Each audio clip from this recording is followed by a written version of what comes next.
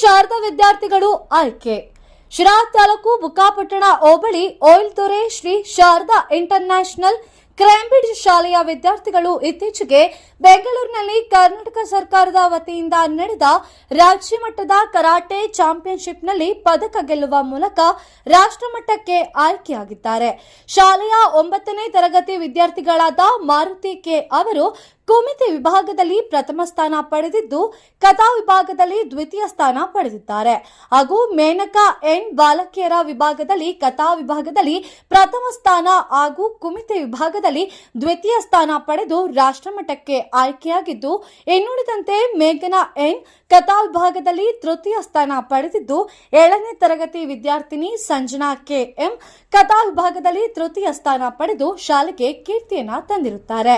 ಈ ವಿದ್ಯಾರ್ಥಿಗಳನ್ನು ಶಾಲೆಯ ಸಂಸ್ಥಾಪಕ ಅಧ್ಯಕ್ಷ ರಂಗನಾಥ್ ಜೆ, ಸಂಸ್ಥಾಪಕ ಕಾರ್ಯದರ್ಶಿ ಬಾಲಕೃಷ್ಣ, ಪ್ರಾಂಶುಪಾಲರಾದ ನದೀಂ ಅಜ್ಮತ್, ಉಪಪ್ರಾಂಶುಪಾಲರಾದ ನವೀನ್ ಕುಮಾರ್, ಕರಾಟೆ ತರಬೇತಿದಾರರು ಮಧು ವೈ.ಎನ್, ಚಿದಾನಂದ್ ಆರ್ ಹಾಗೂ ಶಾಲೆಯ ಸಹ ಶಿಕ್ಷಕರು ವಿದ್ಯಾರ್ಥಿಗಳನ್ನು ಅಭಿನಂದಿಸಿದ್ದಾರೆ.